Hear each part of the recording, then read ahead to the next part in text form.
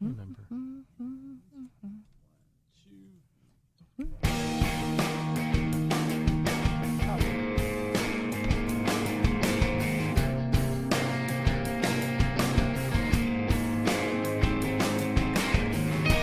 This is the time, this is the place, and this is FC3 Monkey Business, your one-stop shop for everything geeky. And hey, Tanya.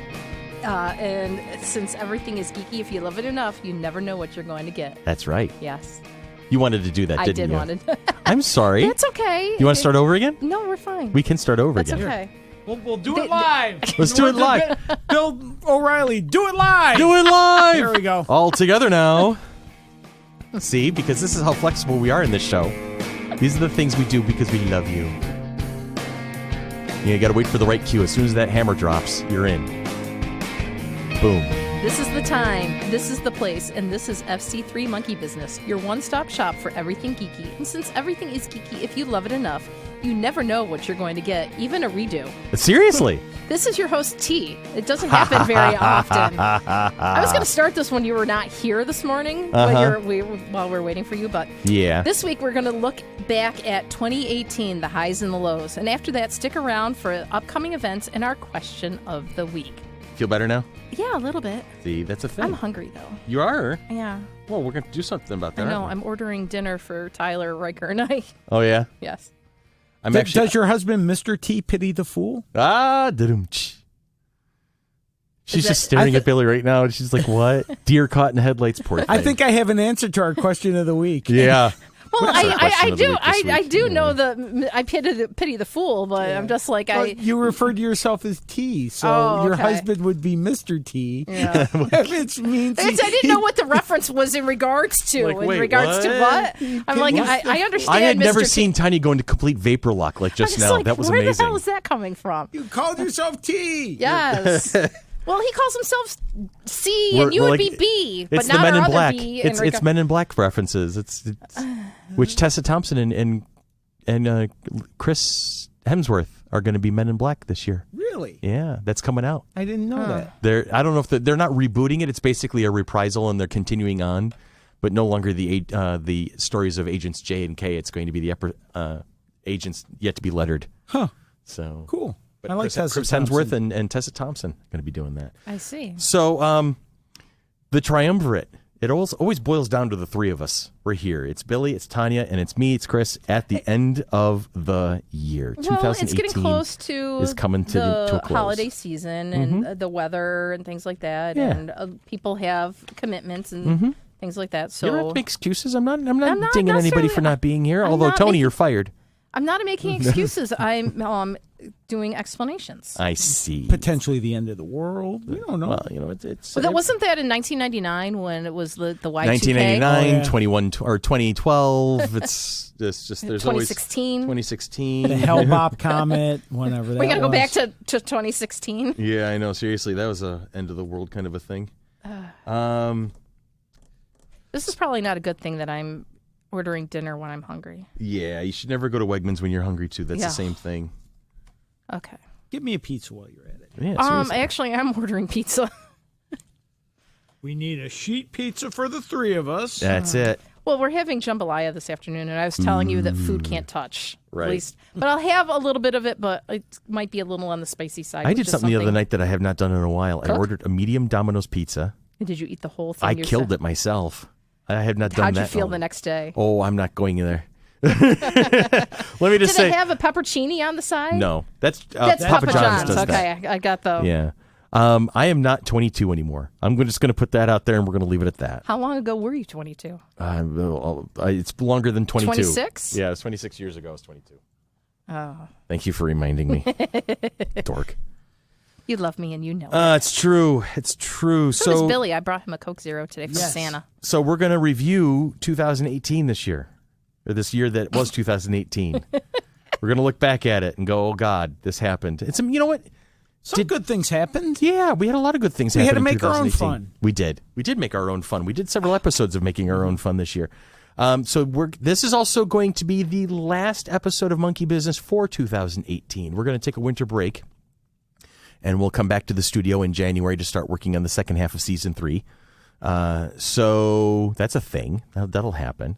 And that's that. So in other words, we have more seasons than Luke Cage or Iron Fist. Or Firefly. Oh, wow. Sorry. I renamed Tanya Joss Whedon, and I'm firing her. You don't have the power to fire me. You know do what? not have the power to fire me. I'm renaming myself Fox. I can cancel anybody I want except for the Kardashians. Yeah, they're banned. Yeah, I know. Seriously. They're also banned from the show. Fox, the purveyors of such wonderful shows as The Jersey Shore. Yeah, okay. Or no, that was MTV, wasn't it? That was MTV. Yeah. Jersey Shore was MTV's fault. Okay. Okay. So we have more seasons than Luke. I do think it's like I said in the Monday broadcast the other night. I think because Disney is trying to consolidate everything into its own streaming service, that all the Netflix stuff is being canceled because they're getting ready to reboot things over on their Disney streaming service. So they're leaving Netflix. Yeah, and that makes me sad. So is that what we think is happening with Daredevil and things like that? Well, that's the only thing I can think of for Daredevil, because Daredevil is so widely popular, it's so good, it's got such great ratings. To cancel it seems kind of counterintuitive. It's like almost like, what? What are you doing? It's like you're taking a cash cow and killing it. It doesn't make sense to me. So what I'm thinking is Netflix knows its time is running short with these Marvel properties, so it's just canning them because they're going to get yanked anyway. So does that mean we're all going to be sharing passwords? Okay, you get Hulu, you get Netflix, I'll get Marvel. Yeah, seriously. Right now I have Hulu and Netflix. So I have Netflix. I got CBS Amazon. All Access. I have Amazon and Netflix. I have my own Amazon account finally. Yay. Oh, cool. And it has a wish list. Yay. That was a couple weeks ago. I know, I missed that opportunity. And everything that was on your wish list you bought for yourself. I did. I made a wish list and then bought everything on it for myself. I tell you. I don't know what to do. Anyway. Shall we take a break on that note? We're going to take a break on that note. When we come back, we're going to jump right into talking about 2018. Oops. So if I had the music. Oh, no.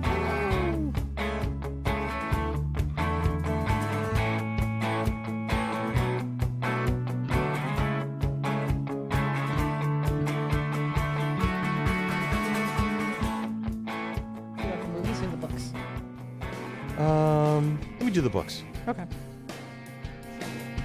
You start with the movies. Yeah. I'm gonna start with the movie. No, you start with the movies. I'm gonna start with the movies. Don't start with me. That's what I want. Oh, I'll end with you. I don't have to start with you. I can end. I'll finish you. Oh, ooh. Well, wait. There's. Oh, that was so wrong. Never mind. That escalated quickly. That either sounded violent or sexy. Maybe both. Maybe both. Oh, that was so wrong. Tanya, do we have to have a post-credits kind of scene together or something? I don't know. Holy crap. No. Anyway. Oh, sorry. So we're going to start right off the bat with the top 10 highest-grossing movies of 2018. Which, I have seen all but one. Let's see. I saw one. I missed that one. 2, 3. I missed 4 of them. I didn't see 4 of these. I'm bad. I've only seen 3 of them.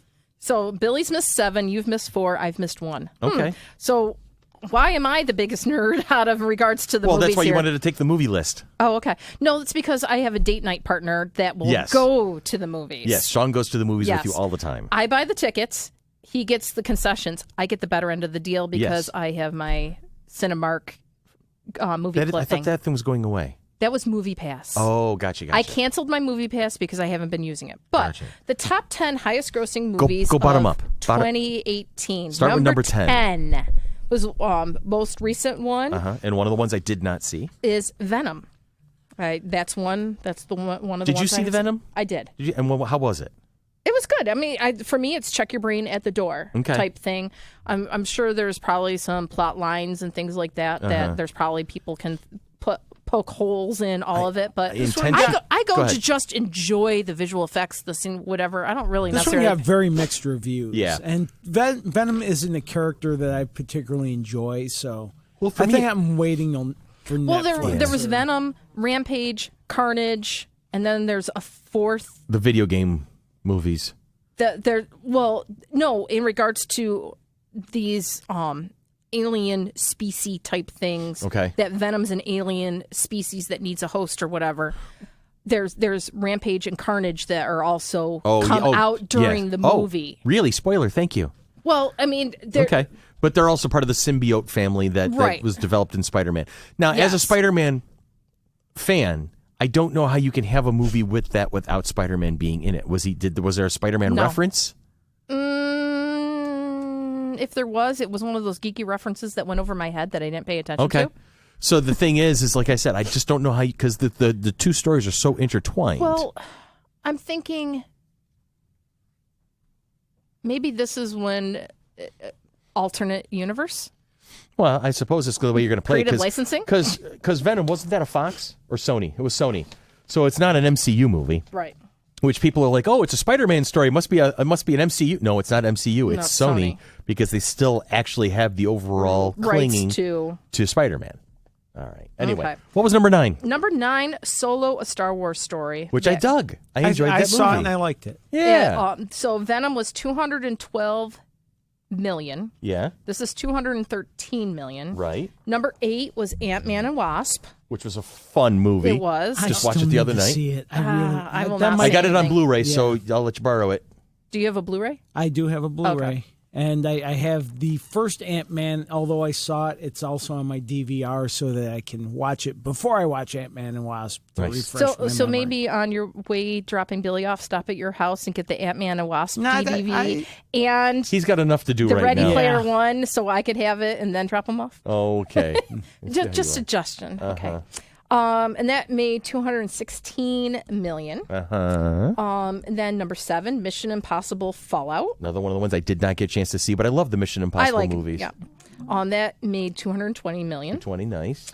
Number 6, Jumanji, Welcome to the Jungle. That's another Sony. That was the Rock property, That's right? the Rock, Kevin Hart, Kevin Gillan. I really want to see this. I do want to see it. Fun. I actually have that on DVD also, so you can, and Blu-ray or whatever. I liked the first one, and I have some friends that saw this one. Just that it was very funny, really enjoyable. And it's like, oh, it's a remake. No, it's really not a remake. It's a sequel. Okay. So I enjoyed that one, and I've watched it a couple times. Number 5, Deadpool 2. Saw that with my son. We laughed our asses off the entire time. And it's being re-released. It's being re-released in a PG-13 format. So it's Once Upon a Deadpool is how it's being described. And they're cutting a lot of the really bad parts out. The really dirty stuff out of it. So that kids can, because they know that there's a big upsurge of popularity for the character.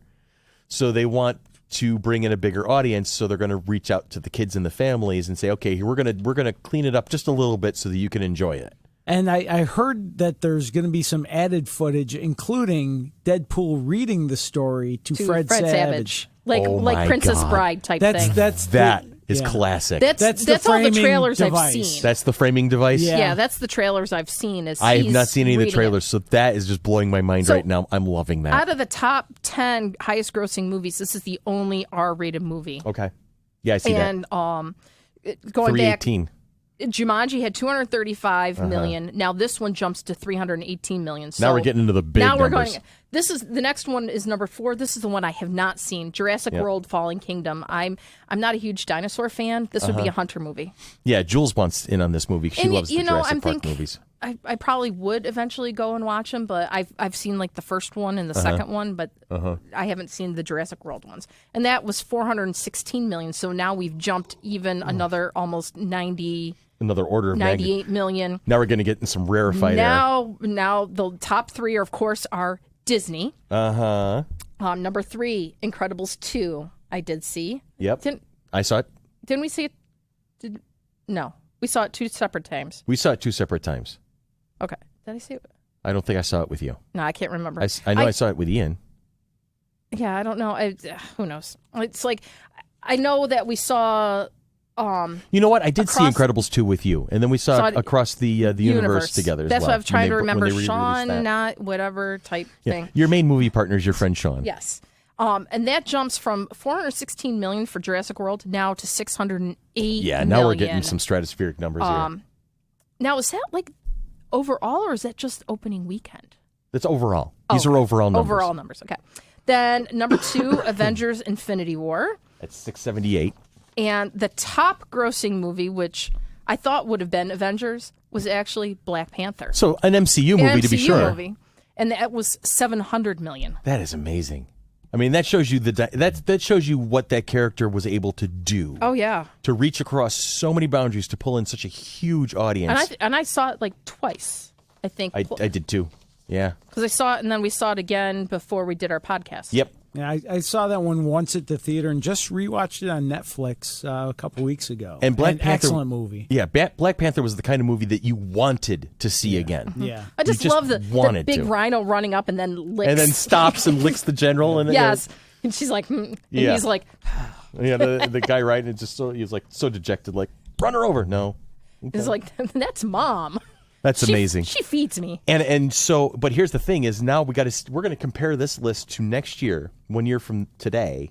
Which ones are going to be the top? So how many are going to be Marvel movies? Oh, you know, Captain Marvel and Infinity War and Infinity War Endgame, Avengers Endgame is going to be up there. Spider-Man Far From Home. Spider-Man Far From Home is going to be up there. I'm going to say those are probably three of your top five. And I think to throw DC in there, Aquaman. Aquaman is going to be. Oh, that comes out this year. That's going to come out in 2018. Yeah. We have yet to see that number, but we'll make sure to talk about it in early January. I have a suspicion because the initial reviews are coming out now. Aquaman looks good. People are loving this movie. I think DC is finally starting to get it right.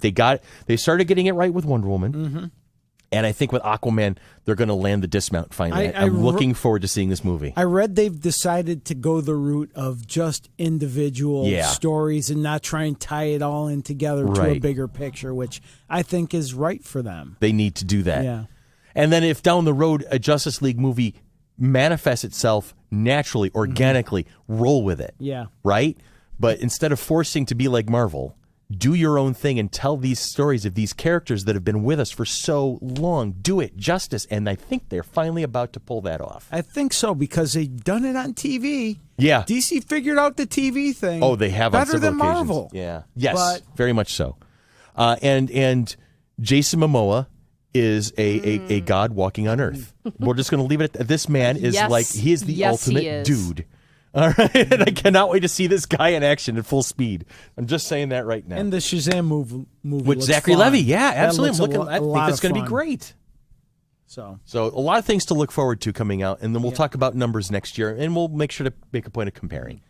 All right, so the next topic we're going to do the top-selling sci-fi and fantasy books of 2018, and I got to tell you, I'm reading this list, and my brain is melting because half of this list are older books. Are books that have been around for decades, plural. Now, we'll do 10 up, just like we did with the movies. And number 10 is The Dungeon Master's Guide for 5th edition D&D. Not a decades-old book, but a decades-old game. It's still representing, it's hitting the mainstream. We talked about it last week a little bit. The Dungeon Master's Guide is one of the top 10 selling books of 2018. Holy crap. Now, let's be fair. It's the sci-fi fantasy books. We're not talking about the great documentaries, the all-American novels, things like that. Not the Oprah book reading list. We're talking about the nerd list. All right. Number 9. Are you ready for this? Number 9 on the best-selling nerdy books of 2018. The Hobbit by J.R.R. Tolkien. The Hobbit, people, is still in the top 10. How is that possible? That is amazing. That's very cool, actually. That is classics. I am loving that. The classics are still there in the forefront of our attention span. I find that phenomenal. Number 8, The Fall of Gondolin, J.R.R. Tolkien. What? He's got a couple more on this list. He's got 2 more on this list. Yeah, so that is blowing my mind. I am loving it. All right, number 7, the 5th edition Player's Handbook for Dungeons and Dragons. Critical Role has made 5th edition the mainstream. That's my opinion. When you have these podcasts coming out and these web series, people playing D&D and sharing that experience with others, I think that has been the linchpin. And I know we talked about with Jeremy Crawford earlier this year, and just talking about D&D in general and how it has gone from hiding in the basement with a couple of your friends to now you can talk about it openly. I'm hearing about D&D nightclubs being opened where you can get together and play a pickup game, have a couple of drinks, and socialize with people. Is that the version of the book you got me? Yes. So there's one copy to this list. You have a 5th edition player's handbook. But I don't think that we bought it in 2018. It was his Christmas present last year, so it was his 2017 Christmas present. Mm-hmm. But still, 5th edition's been around for a couple of years now, so the fact that it's got this uptick is it's awesome. Number 6 on the top-selling sci-fi and fantasy books of 2018, Of Blood and Bone by Nora Roberts. I know little about this. That makes me go and jump in because I love her. You do? As not as a sci-fi writer, but just as a fiction writer normally. So I'm just like, ooh. So therefore, I jumped in to see what Of Blood and Bone looked like. And of course, it's a book 2. So therefore, now I got to go buy book 1, which is called Year 1. Okay. So then is book 2 out? Because Susan read Year 1 and loved it. Yes, it came out the 4th. Okay. So it just came out last week. Oh, no kidding. And it's already on the top-selling list. So Of Blood and Bone by Nora Roberts just came out December. I just had it. And it's already number 6 on the top. Originally published December 4th, That's 2018. the demand on that book. People are like Susan. Probably because they were waiting for the next. For that. Literally, we're recording this not just a few days after the book was released. This is like what we're on the 9th, so it's in 4 days. It's made it to number 6 on the all-time list of work for 2018. Wow. Yeah. What does that tell you? It also tells me I have to go get this book there for you Susan. Go. There you go. Okay. Yes. Number 5 is The Handmaid's Tale by Margaret Atwood, which was recently it's a TV show. It's a TV. Well, who's got it? Amazon, I think. I think it's a Hulu. It's a Hulu original, or quote unquote original. Number 4, Fire and Blood by George R.R. Martin. Is that a Game of Thrones? Game of Thrones book? Hold on. Is that I believe so. Westeros book? We're going to look into that real quick. Fire and Blood is 300 years before Game of Thrones. So it's set in Westeros. Yes. Ooh, so it's like a prequel. Yes. And everybody dies. It came out November 20th.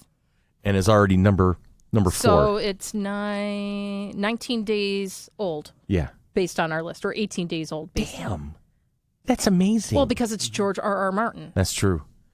Now, if he would actually finish the series, people would be that would be up higher. Well, see, here's the thing. What's going to happen is George R.R. Martin is no longer going to be writing Game of Thrones books. He's going to be writing the novelizations of the HBO series. That's why he's letting HBO run, because the season that's about to start on HBO is the final Game of Thrones season. It's season 9, right? 8, I believe. This is the thrilling history of the Targaryens comes to life in the work. In Fire and Blood. Yes.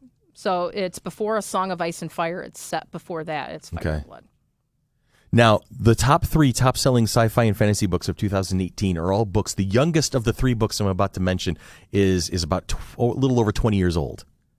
And that's number 3, Harry Potter and the Sorcerer's Stone by J.K. Rowling, is still selling hardcore all over the place every day. People are buying the Sorcerer's Stone and reading that for the first time. Which brings up to me a question. That's the first book in the series. Yes. How come the rest of them aren't somewhere on that list? People aren't buying. Well, obviously they're maybe buying. Maybe if we did a top 20, yeah. maybe we'd see the other entries. If we did a top 20 list. But here are the top 2. Are you ready for this? J.R.R. Tolkien wrote both of them. Number 2 is The Lord of the Rings, which I'm assuming is encompassing all 3. All 3, probably. And then number 1 is The Silmarillion. Wow. Which I've never been able to read. I've tried. I own a copy of The Silmarillion. Shorter stories? It's all vignettes. It's all vignettes and like short stories. Mark likes it. Yes. Our friend Mark is a big Silmarillion fan. It offers a whole lot of history on Middle-earth. Things that you don't get to cover in The Lord of the Rings, and things that help set up The Lord of the Rings and makes more sense, really. But Tolkien, his writing is hard. Mm-hmm. He writes so thick. You really got to hunker in and go to town on that. It's just so amazing, but the depth of it, you really got to want it. I think what helped me is being an English literature major. Right. I took the Shakespeare class. I took the Chaucer class. I took British literature class. So, as much as it's hard to read, I think it was a little easier for those that might have been studying that format of literature. Right. But I haven't gotten through the Silmarillion. I've gotten through Lord of the Rings. Yeah. But that's amazing. I'm looking forward to seeing this time next year when we talk about the top-selling nerdy books of 2019, I want to see what's on that list. I'm really keen to figure that one out now. I got to get back into reading. Not that I'm in any great rush to get to December of 2019, but I'm just saying I'll be curious when that comes around. The next section of our retrospective of 2018 is kind of like the obituary section, where who did we lose over the course of the year? And but we're not forgetting them. It's a long list, but there's a few noteworthy names I'm gonna pass through. Go ahead. Actually, one of the first ones on the list in February 2nd last year, Dennis Edwards of the Temptations. Yeah. I love the Temptations, and I only bring him up on our little nerd podcast is because I met him a few years ago. Oh, did you? He came to town with the Temptations, his version of the Temptations, doing a show at the War Memorial. And the Brother Wee show, which I work for, we had Dennis up to promote the show, and he was a fabulous storyteller. Yeah. A very, very nice guy and a lot of fun, so... I just wanted to mention Dennis Edwards. Absolutely. So. And the same thing, it's funny, the first two people we talk about are both singers. The month before that in January we lost Dolores O'Riordan of the Cranberries, which totally shocked everybody. Same age as me.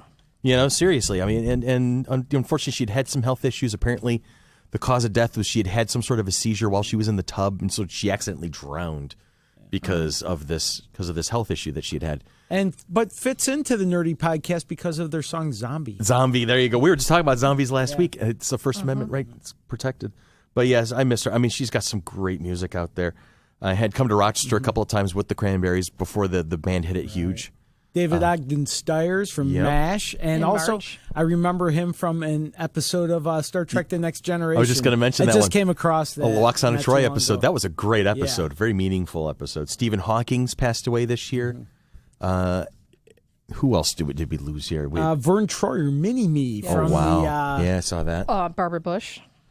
Right. The president's, former First Lady. Margot Kidder, the original Lois Lane in the movie screen. Well, probably not the original, but one of the ones that people think of the most. Yeah. Anthony Bourdain. I remember when Anthony Bourdain's passing was announced. We were at Channel 13 during the media run for FC3 2018. We're in the lobby, and the news breaks, and everybody in the room because stopped. It was that weekend. Yeah. Because it was June 8th. And it was that Friday morning, and everybody just stopped and stared at the screen like, what? And everybody in the room, right down to Eric Avari himself, were like, oh my God, that shook the room. It was impressive. It was amazing. I want to bring up another singer because I have another story. Go for it. And what month was this? August 16th, Aretha Franklin. Yeah.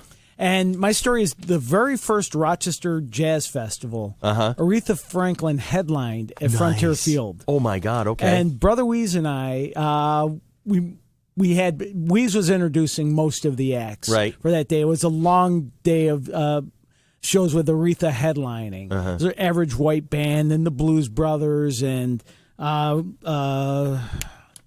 John and a couple other acts. So some serious names. So I'm backstage with him, which is basically center field. The way they had the stage set up, we were out in the outfield. And so before Aretha comes out, they come out and they put up orange cones, like highway cones. And basically it's other musicians, me and Weeze, and some stagehands. And yet Aretha, they wanted to do like a royalty thing. Like, everybody get back. And they brought her out in a golf cart from about 50 yards away. They had her in the golf cart, brought her through the line, and all this looking. And then she got out and had to go up the stairs to the stage. And at the time, and I hate to say this, but she was pretty much at her heaviest. Yeah. And in a big purple dress. And Weeze was laughing so hard watching her. He's just started punching me in the arm. He couldn't breathe watching it. It's sort of sad, but it's a memory I'll always remember. He's laughing so hard he couldn't breathe watching Aretha Franklin come through in his golf cart when we obviously weren't going to attack her. We didn't need to be restrained. We would have gotten out of the way or whatever, and then seeing her go up the stage. Get up the stairs. Then struggle but she was the ultimate diva. But she was, really and was. the show was fantastic. And she's just such an amazing woman. And I heard from some musician friends that she had local musicians play as her backup, and I hear she was very professional and great to work with, but I'll always remember being back there for that. In fact, for some of the acts, I wound up literally standing on the stage, the back of the stage, watching the acts, in front of me. Oh, that's cool. So that was a fun day, headlined by Aretha. So we also lost the playwright Neil Simon in August. That's and right. The man behind Barefoot in the Park, The Odd Couple, and just several more. He was 91. Burt Reynolds. That's the biggest actor of the 70s by far. Like, he had like 5 movies out every year, and was a huge. Did he ever wind up in a comic book movie? Because it seems I don't like think everyone so. Has. No, I don't think he did. I mean, his acting career kind of slowed down after Boogie Nights. He really kind of stopped making movies at that point. I mean, he was popping up once in a while. Yeah. I think there's a cameo that he's got coming in a movie that's yet to be released. He was the star of a movie just before he died that I'd heard really good things about, and the name is escaping me. But he plays a washed-up actor going to receive an award, and I hear his performance is fantastic in it. Well, I'm sure let me see if I can find his. The Last Movie Star was the name of it, and so I want to check that out. I've heard great things about that last performance. So yeah, we'll check that out. Obviously, Stan Lee. Stan Lee in November. Also, William Goldman, who wrote Butch Cassidy and the Sundance Kid, All the President's Men, and The Princess Bride. The Princess Bride, the man who brought us The Princess Bride. So Stan Lee was a huge one. You watch the entire comic book community, Comic-Con community, just everybody stopped for a moment to just kind of talk about Stan. Inconceivable. Inconceivable. You keep using that word. I do not think it means what you think it means. So how about us? How about our 2018 in review? I mean, we did a lot this year. We have done a lot this year. Yeah. We've interviewed some great people. We've talked about some great things. Sherry has kept us with topics to talk about and people to talk to. We've done a lot of stuff this year, and I was really amazed at some of the places we've gone. And it's really kind of setting up the places we're going to go. If you'll pardon me, I'm making a Dr. Seuss reference. Oh, the places we'll go. Do you remember anything in particular about some of the things we did this year? I just remember. I love talking to you guys every week because at some point we make each other laugh really hard. Oh God, yes we do. And we that's have my laughed favorite a lot part. in the studio. We have laughed a lot in this studio this year. So more than just in general, every week, whatever the topic is, at some point, one of us makes the other ones laugh really hard. Yes. Whether there's just the 3 of us or whether there's 9 the cast of characters, yeah. Which is always possible. And I've met a lot of really cool people thanks to you guys. Mostly you guys. I'm glad to have you along with us, man. So, we're just happy to have you part of the family. That's all. That's all. That's legitimately my favorite part is whether we talk about stuff that I'm familiar with or not. I don't know much about Dungeons and Dragons, but I could listen to you guys talk about it for, hours. See, that's important to me because I want to make sure that nobody gets lost in the conversation, that nobody feels like, oh, you're way over my head, so I'm just going to sit here quietly. That if you can pick up something, even if you're not familiar with it, that's fine. And then you'll make these little side comments, and just the non sequitur part of it. It's like, oh my God, that's said. I'm now laughing. That's just it's been such a great ride so far. I'm just enjoying it so far. So having you and the little miss over here who's grinning at me at the moment, the 3 of us are the core. Well, we've had some great folks with us. I know what my favorite part is. Tell me. We have a podcast that has merch. That's true. We do. I have a sweatshirt with a character that represents me, a monkey. That's it. With a cloud on it. It's not a cloud. It's not a cloud. So how did I wind up in a podcast with merch? Merchandise, yeah. I can ask the same question. It's just, it's you know what? It's one of those times where everything came into alignment and an idea made its way into reality. And that doesn't, I've had several ideas over the years. I've had several ideas that I've come up with off the top of my head, and I think that they're great or I think that they're funny. But I'll tell you, 99% of them don't come to fruition. 99% of them have stayed stuck in my head. That's as far as they've gotten into reality. But here we are. We have Flower City Comic-Con. We have Monkey Business. We have a lot of things that have kind of occurred. And then they've taken on a life of their own. And they've gone off and they've done things and they've had adventures. And it's amazing. There's going to be, by the way, in 2019, somewhere along the line, there's going to be a book about Simmy, the monkey. Oh, really? Yep. Anne has been spearheading that. She's been writing that and having friends illustrate for Simmy's Adventures. Simmy's Adventures are going to, and this is, now, did I ever see that one coming? No. When she popped up in my head. We're getting our own Simmy merchandise. Yes. And when she popped up in my head a little over a year ago, I did not know where this child was going to go, but here she is. She's got her own life and she's got her own adventures 12? now. She's 12. She's a 12-year-old little girl. And she's got a bunch of interests and things, and she loves stuff, and she wants to go explore and adventure and be a part of things, and there you have it. So Simmy's a thing. How about you, Ton? We have done a lot this year. We have. We've had great guests come in. Mm-hmm. We've had a mini-con, a regular con, another mini-con. Mm-hmm. We've had our podcasts. Sometimes I don't know which way is up. It's that way. That's that way. It's yes. that way. So, and I think the anticipation of what we're going to talk about next. Mm-hmm.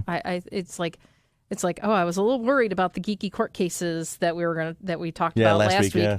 But yet, thank you to Sherry having all that research already done. Going, okay, I'm not necessarily going to know a lot about the stuff. I didn't know any of those court cases in regards to things happening, and I'm just I didn't even know court cases involving Nerd World would actually exist, other than like publishing rights and stuff like that. Right, it's like intellectual property and things like that, and you're going to get sued because you used a figure and you're not stuff supposed like that's to. kind of obvious, but you know. to like tariffs on toys, and it's a higher one if it looks humanoid versus looking like a monster. So it's just the knowledge that we've gleaned this year and how we're just continuing to put forth knowledge about all of these different concepts and subjects and topics because we're making sure that we keep part of our educational thing and the component that component. And so like the teacher in me is like, yay, and then I'm going, oh, I need to read more, and it just watching the joy on my students' faces when they're talking about something they're interested in regards to, like, I've told them I've been playing WoW, and they like look at me, they eyeball me, and then I just do something silly there, and then they're like, oh, this is coming out. Did you see this? We got to watch the trailer now, and just watching the joy on my teens' faces at school, because I've got a lot of geeky ones, and I love them all. Depends on the day, but yes, I love them all. So good stuff. That's me. That is you. It really is. Very accepting, very interested, very to Depends explore. on the day.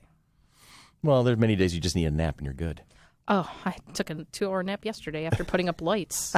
I was so cold. I was frozen. I'm too lazy to put up outside lights. Yeah, me too. But I got my tree decorated now. A couple weeks ago, I got it all set up. His name is Fraser. Well, I think in terms of the podcast, my highlight this year, like Billy said, every week we find a way to laugh our butts off, which is just wonderful. I love that. Very rarely have I been breathlessly laughing, but still those moments are the really cherishable ones. In terms of the actual, like a technical highlight, my favorite was the interview of Jeremy Crawford. That was the one. Was that this year or last year? I thought that was this year. Was that this year? Probably. Probably this year. I think it was. I think it was. Wasn't it May? I believe so. It's been so long. It so has been. Like we've recorded so many episodes over the course of the year. And we're like, when did we do that? But that's still like my highlight. I think it was still this year. We've talked to some great people. We've covered some great topics. We've had a lot of fun. The big show back in June was just a lot of fun. Meeting Catherine Sutherland, meeting Greg French and Michael Koski. That was life changing. And it's not. I don't want to be melodramatic about it, but meeting Mike and Greg was such a wonderful surprise, because I don't know what we anticipated before they arrived, but here's these two guys who've been character actors and stuntmen, and they came in just wanting to be a part of the show and doing their part, and they left being friends of the family. Mm-hmm. Michael came back to help us with the mini-con back in October, And it was like having an old friend from school come by. That's how cool and down to earth these guys are. And I remember driving Michael to Erie, Pennsylvania after MiniCon was over so he could meet up with his wife. And just the two of us just shooting the shit and just chatting away about our kids, about our homes, and about work, about just generally just stuff that we've noticed and observed. Just hanging out, And so to have those guys come as guests and leave as friends was just huge. And Eric Avari, oh, he's awesome. Was a highlight of my year. That man, it's like I want to call him Uncle Eric from here on in because he was just just the nicest human being I think I've ever met. And I've met some amazing people in my day. And he recently lost his beloved dog, and that was heartbreaking. Yes. That was heartbreaking. But just to be able to be in touch with that man and just chat with him and talk to him, and when we did our second panel, and he was talking about the Laurence Olivier bow. And we did it together and we got the audience to stand up, and it was just a rip, just an absolute rip. So I had a lot of good highlights to this year. So considering all the chaos I went through in my personal life, to have some highlights to latch onto is a wonderful thing. You bought a house. I bought a house. I moved into a house. And you're putting stuff up on the wall, so it's kind of like making it like home. It is. I saw that your office, when you were starting to do your Nerd World News, is starting to get a little bit more cluttered back there, getting pictures up and things like that. So I saw Gallifrey and Flowers for Algernon were up there. So have you added more to that? Oh, yeah. Kat Sutherland up now. Eric Avari's up. Michael Koski's up. Greg French is up. Elena Huffman's up. Brent Spiner is now up. Nichelle Nichols is classy up. Lady. Oh, I have an amazing woman, amazing human being. She's up on the wall now. These are all autographed pictures that I've collected over my years working with conventions. I need a wall. I've got some autographed photos, but I need a wall to put them. I ran out of frames, but J.G. Hertzler is going to be up next. J.G. Hertzler is going up, and then I have two pieces by Rob Dumo and Steve Geiger that are going up. Steve Geiger did this great, Sports Illustrated She-Hulk coming out in a swimsuit coming out of the water with the water flying and the hair flying and everything, and it's just a spectacular Sports Illustrated kind of picture. And it's 11 by 17, and he gave it to me as a thank you gift for having him being a part of our first show. He was part of the 2016 show, and so that's just a phenomenal piece, and I can't wait to get that up. And Rob Dumo did a character Roxy or Moxie from the Borderlands video games, and it's just such a cool picture, and so he signed that for me. And then I got my Hogwarts poster in the stairway, and I've got a poster of all sorts of D&D dragons that it's going up in the stairway. I love the fact that I'm assuming, Tanya, you also have a nerdy house. She's got broadswords in the foyer. Yeah, you have a nerdy house. I wasn't denying it. Yeah, no, you were thinking about it. I was thinking. But people would walk into your house, my house, and think, what is this? Yes. Because I have art, all original comic book art and pictures and stuff all over my house. Bits and pieces of my house is nerdy. Yeah. Like our foyer is definitely geeked out in medieval type times because we have those banners and the swords and things hanging on the wall. And then our living room happens to have the dragons. So it's our foyer, our den, office area, our living room, definitely.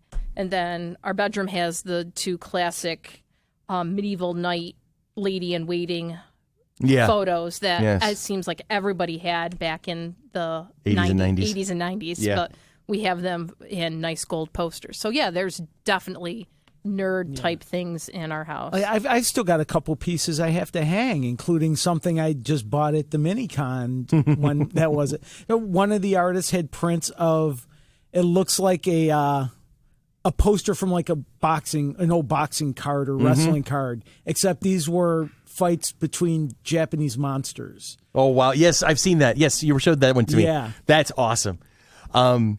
My living room is kind of bland yet. I haven't put a lot up. I have one black and white picture of Stonehenge, which looks great on the blue that I've used in my living room. But I have this big, huge chunk of empty wall, and I'm thinking I want to go local artists. I want to get a piece from my friend Jamie Lowe's. I want to get a piece from Judah Nevedomsky. I want to get a piece from Jay Ferguson. Ken Wheaton? I don't have anything from Ken Wheaton yet. I want to fix that soon. He works part-time, at least, over at Rhino's Comics on Dewey Avenue. Okay. Also, which isn't too far from where you live. No, so I'm going to head over there. Stop down there at Chet is the owner and a really nice guy. Ask him when Ken's going to be there. Absolutely. And see if Ken will draw something for you. I'm about ready. I think I'm about settled the financially and everything is settling. I'm done buying stuff for the house for the most part. I have a lot of projects. My car is almost completely repaired, which is an amazing thing. Knock on wood. I think I'm ready to go back to a comic book shop and start a pull list again. Cool. There's some good ones in your I know. I haven't had one in 2000. I did not have a pull list in all of 2018. Now, have you gotten through that big stack of books that you had? No. Okay. Stop. Can I say I've spent the last 2 weekends begging and bored. I haven't had a pull list in about a year, but I've the bunches I had before were still in like the plastic bag, like the comic book bags, and they've just been like stacked up in various parts. I'm gonna bag and board these things. I have 4 short boxes and a long box that I hadn't bagged and boarded until I finally finished them last night. Wow. It took me 2 full Saturdays and a part of a Sunday to do them all. It's amazing what we get like ourselves hours. into. I mean like 8 hours at a time. That's amazing. Wow. I don't get it. That's the part I don't get. Well, you want to protect your investment. Yeah. Yeah. Because these things are going to be worth money someday. And if not, I we still have want D&D them books nice. in our basement that's worth money. So is that You have a D&D basement. Okay, don't say D&D books in your basement. There is a lot. One of these days, we're going to take a Facebook Live video of your basement just so we can do a grand tour. Just show people the enormity of your husband's collection. he believes in redundancy? Yes. He has something like 32 original first edition player's handbooks because if there's ever people at the table, he wants to make sure that everybody has their own copy to work with. Wow. Yeah. Yeah. That's both cool and extra nerdy. Yes. Yes. So eBay is his friend. Yes. And eBay loves Randy. Yes. There's so many books. But like last week or 2 weeks ago when I was DMing, I was looking for something to do like random encounter, whatever. And so I was looking behind me and I'm like, okay, where's the first edition DMG? How about the Book of Erotic Fantasy? That's which is not the book you think it is. No. So I'm like looking behind me going, where is the first edition DMG that's got those random table generators? Yeah. And I couldn't find a copy, so I'll have to find one. That's like the one thing I'm not liking about 5th edition is because they don't necessarily have those random table generators that the first edition had in. Right. So It was a geeky highlight for me, separate from this show though. But it was meeting Kevin, going to New Jersey and meeting Kevin Smith. Yeah, and getting to spend some time with him and the other people in the Kevin Smith world, whether it's the guys from Comic Book Men or Tell 'em Steve Dave, his daughter Harley Quinn Smith. I had a really nice conversation one of these days. with. And I know the guy that played Dante in Clerks, Brian O'Halloran. Yeah, we talked about. I was wearing a Clerks T-shirt, and he told me, "Oh, that's the British version because they had J in it. The original U.S. version of the poster didn't have J in it, so that's the British version of it." And I never knew that. So you have a little bit extra merch there going on. So it was fun talking to all the folks from the Kevin Smith world. That's cool. And the View Askew universe. Yes. there's been a lot in 2018. I'm looking forward to 2019. I will say this. I hope 2019 is a little calmer. Yes. I can't do another, like summer of 19, I can't do another summer of 18. Yes. All right. There was just too much going on and too many facets of my own world. So And you know what? At this point, I'm sorry, but December, as much as I love the holiday season, December has to end. And I mean, well, our problem is December started in like October this year. Yeah, we were getting cold for we were getting snow. That, and what? And two very good friends have both lost their dads. Oh, that's right. Yeah, Deanna's dad passed away the day after Thanksgiving, and so that hit home. So much love to FC3 in regards to Deanna losing her dad. And I just found out on December 8th that my good friend Mark, who is definitely one of our other nerds, he lost his dad yesterday. Oh, God. So no. I did not hear about that. Yeah, I just found out about it most recently. And so that's just... Okay, I'm done with December, and they knew it was going to be coming, but it's still just really hard to hear. And he's definitely the baby of the family. So Dad, I think, was in his 80s, so he had a good run and things like that. But it still hits home. And Mark and his family were on vacation, so they were in Disney when it happened. Oh man. So, but as Mark said, Dad would say, keep partying on type thing. So much love to Deanna and Mark and all of our friends. Like our heart goes out to you guys, and I get that. Now, on an upside with the funeral for Deanna's dad, there was a lot of heartwarming, a lot of good memories, a lot of fun, a lot of laughs. And I have not seen her younger brother Jason in quite some time because he was behind me in 2 years, right? Three, because he graduated in 91. Yeah, because Deanna was a year behind me in high school. And I was a year behind Jason Deanna. Was 3. But Jason has become the embodiment of his father. Oh. He used to be this scrawny little punk, and now he looks just like a younger version of his dad. And he talks like him often, and he's got the same delivery of dry one-liners and whatnot. And I'm like, oh, my God. You take the good, you make good from not so good. So talking about everything's geeky if you love it enough.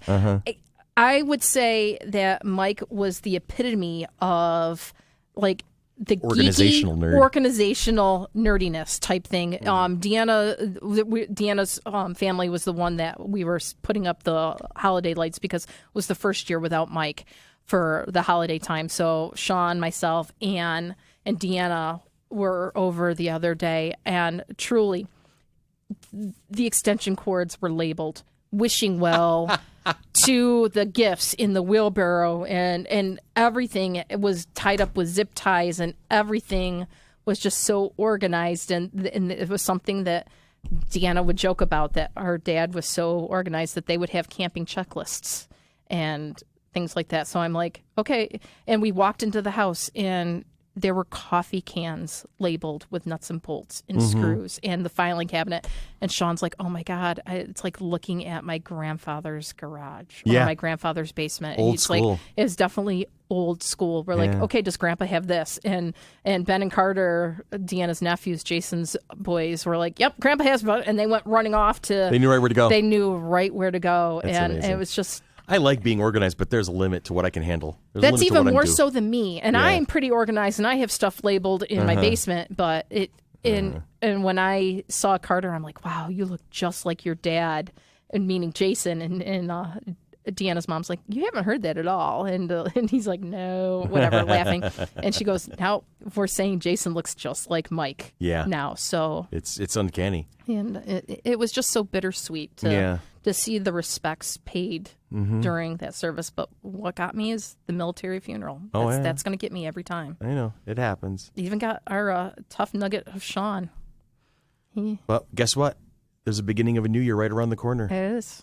And we're going to wish everybody a happy new year and I want to, it's going to be a long list, but get ready to cue up the music there, Billy Bill. Okay. And then we'll be back to talk about our events. Yes. Oh, that's right, because we got to take a break. We're not done yet. We aren't done. We haven't got rid of us yet. We're like talking whatever. I'm like, we still have events. I lost track of time. And things like that. Yeah, but anyway, I want to say, for Billy and for Tanya, for myself, and for everybody who's been here, for Sherry, for Alana, her daughter Monk, for Chris. Tony, you're fired. Yeah, Tony. We're going to rehire you in 2019. Don't worry. For Becca, for Zach, for Rob, for Andy, for who else has been up here at one point or another? For Dolly, for Edwin, for everybody who's been a part of this podcast. For Sybil on the phone. For Sybil on the phone. Deanna, for Deanna, my darling sister Sybil. Sybil's been here in person. Yeah. Who has been here? She got a chance to be in the studio a couple of times this year.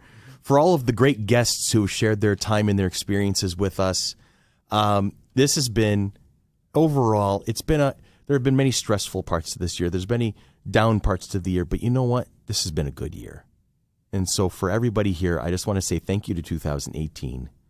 And thank you for being part of the experience, to the listeners, to James, to Jen, to everybody who's taken part and offered comments. To Zach's dad. To Zach's dad, Mr. Opsitnik. It was great to have you on board with us. As a listener, and for everything, I'm grateful.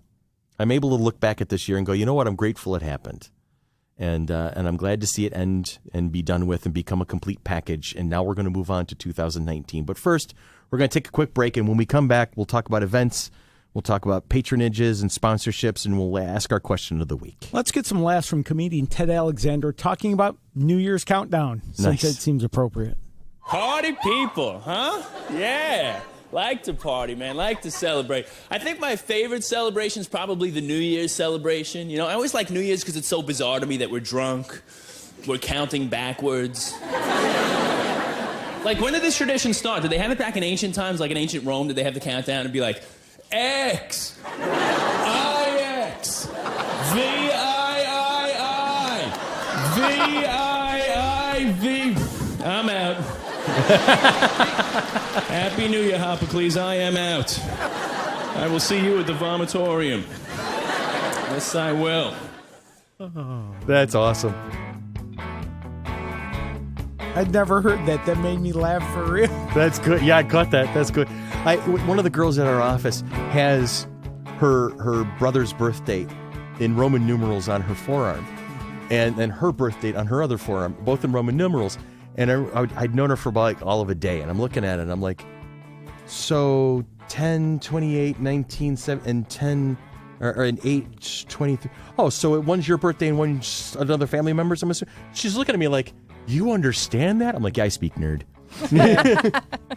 My coworker Mo has her daughter's birthday and her son's birthday on the side of her... On the knife edge of her hand? On her pinky finger done up in Roman numerals. That's amazing. That's kind of cool. That's dedication. So, let's talk about the event coming up in a couple of weeks. We have an event coming up. We do have an event coming up in about a month. Yes. Wine and Design fundraiser for Mighty Monkey. Tickets are $35. Please register and complete the payment online through our Facebook page on MMC. BYOB. What is MMC Roman numeral style? M is 1,000. So it's like, is it 2,100? 2,100. Yeah, 2,100. MMC is 2,100. That's going to be like a new code phrase or something. 2,100. It's time to get some Okay, 2,100. No, the code word was Captain Scapegoat. And I'm like, what are you? Scapegoat. I'm like, what are you talking about? And I'm just like, it took me a little while. Okay, but bring your own wine or beer and snacks or purchase it from us. We will provide wine glasses and corkscrews. Ages 16 and under must be accompanied by an adult for the adult classes. Coupons and discounts are not valid for the fundraiser. Tickets are already on sale, so don't wait and miss out on it. Makes a great Christmas present. Hint, hint for the nerd in your life. Mm-hmm. Hint, hint. The painting that we are doing is Time and Space. It is a blue police box. Hint, hint. Yes, we can't. Speaking, I have a. Can't call it truly what it is, but it's a blue police box. I have a shower curtain with that thing. We can't call it what it is. No, okay. I just got a new TARDIS shower curtain, so it looks like our bathtub's bigger on the inside. There you go. Do you have one of those curved rods? Because then it would definitely. Okay. But it will be held on January 26th, 2 days after my baby boy will be turning 20. I might need to drink that day. Okay. 2 o'clock. Wow, you're the first person to give birth at the age of 8. I know. I tell you. It's amazing. I know. I'm not very very old. She has a Guinness Book of World Records entry. It'll be at Salvatore's Old Fashioned Pizzeria place on Buffalo Road. So come join us. We're going to have lots of fun. Please do. Should we do this in full radio voice? Radio voice again. I loved radio. Are you going to break me again? Let's do radio voice. You ready? I'll start it off. Do you want to be an FC3 Monkey Business and Mighty Monkey Corporation fellow? There are a few ways of doing that. Billy, tell us how. Well, the first is to become a sponsor. We have sponsorship levels of all kinds. That's my radio voice. Oh, my God. That's not your radio voice. That's my radio voice. It's your radio I've voice. heard your radio voice. We have sponsorship levels of all kinds and are even willing to create a custom sponsorship packets. Please contact us at sponsorships@fc3rock.org. The next is by supporting us on Patreon. Please check us out at www.patreon.com/FC3ROC. All membership levels will include access to the Patreon-only blog, plus tons of great perks at all levels. Want to help others find the show? Please leave us a review whenever and wherever you listen to us. You can find us on Apple Podcasts, Google Play, iHeartRadio, Spreaker, Podbean, YouTube, and Stitcher. Is there a place that you find your podcasts and you can't find FC3 Monkey Business? Please let us know. Got to go full NPR on me, Billy. And please, whatever you do, follow us on Twitter at FC3MB Podcast. And if you do, please say hi. Hi. We love it when you say hi. We do. Hi. We love it, especially during membership. Thank you very much. We appreciate it. Now we're going back to all 12 seasons of Alistair Cook reading ingredients off of a soapbox. And now all things considered with Tanya Metris. Our question of the week. What geeky references, other than the one that Billy dropped earlier, have you dropped into a conversation that went utterly over the heads of most people you were speaking to? Billy, you want to take that one? Yeah, sort of, because I constantly reference The Simpsons, and no one knows where my lines come from. I don't know if they're even supposed to, but one of my favorite things in the world to say when they're saying, oh, this is really hard, Homer Simpson has my favorite line. Remember, if something's hard to do, it's not worth doing. And I say that all the time to people. And they just remember, if something's hard to do, it's not worth doing. And my other favorite one is, like, if you're in trouble, Homer will say something like, please, I'm normally not a praying man, but if you're up here in the sky, please help me, Superman. Awesome. Simpsons references are my favorites. So I will usually do like one word kind of like throwaways. Like I'll throw Alonzi in or fantastic or Geronimo. So there's my Doctor Who stuff. But the other day I was in an inspection and I was training a guy, one of our newer guys, and he's like, well, sometimes we have to deliver bad news to landlords and stuff. I said, yeah, we could do this, we do this, but you have to understand the dynamics of our job. We have to present bad news to people sometime that they're not in compliance. And we're going back and forth. And then so he goes, all right, I'm ready. Let's head in there. I'm like, Shiny, let's be bad guys. Yeah. Right? And he just kind of stared at me for a second, and he blinked, and he's like, what? I'm like, never mind. Just Actually, one of my favorites, still Simpsons again, and Homer uses it in reference to alcohol. Mine is usually technology. But Homer's is alcohol, the cause of and solution to all of life's problems. That is. Mine is usually, I usually Technology. say technology is the cause of and solution to all error of is human. To really foul things up, you need a computer. Or having a smart board that gets unplugged and no, not again. But Okay. thank God, because I tell you. The technology, you call the help desk and they're like, did you reboot it? Yes. Did you climb under and pull all the plugs? Yes. I didn't go to the power strip. And then when they showed up that afternoon, they're like going down or whatever, and they're like, I'm like, oh. That was the second time. But well, our last episode of 2018 is finishing much like the very first episode of 2016 started, with the three of us sitting around a desk making odd references about silly things. Yeah. I think I don't necessarily have a lot of geeky references that people don't catch because, granted, I'm a teacher, and so therefore I'm always talking about something geeky at work. But I think one of the taglines that I use is a long time ago in a galaxy far, far away. When I'm talking in regards to math, when they're like, when did this happen? I'm like, a long time ago in a galaxy far, far away. And so they're like, they just roll their eyes at me at that point. Actually, one of my favorite things I saw on the internet, to the point where I almost want to do it. You know how when you go downstairs, the ceiling over your head also sort of goes down. It like tilts down. Someone painted the Star Wars opening on that. So it looks like it's coming out of your wall. I've seen the opening crawl painted on the forward part of the steps. Yeah, on the forward risers of steps. So I've seen the crawl done up that way. That's fun too. But yeah, escalators and things like that. I think that's just that. I would love to do. If we ever get a chance to have corporate offices and those corporate offices have an escalator, that is happening. I'm putting that out there right now. That is going to happen. That's a thing. So there we go. All right. Are we ready? Oh, is it time to hit music? Oh, do we still have a that was our question. That was our question of the week. We weren't just talking amongst ourselves just then. That was our geeky question. We amuse the hell out of each other. Oh, okay. So it's time for this thing. It's time for this. This damnable song that has been with us forever. So we're going to get a new one for 2019? I'd like to. For the outtake? No, we're not going to. I'd like to, but we're not going to. Anyway, this has been Monkey Business, and we are the Mighty Monkey Corporation. Follow us on Facebook. Follow us on Instagram. Follow us on Twitter. Follow us wherever we go, and we'll lead you to wherever the entertainment is. You have a great new year. Be safe, and we'll see you in January. In 2019.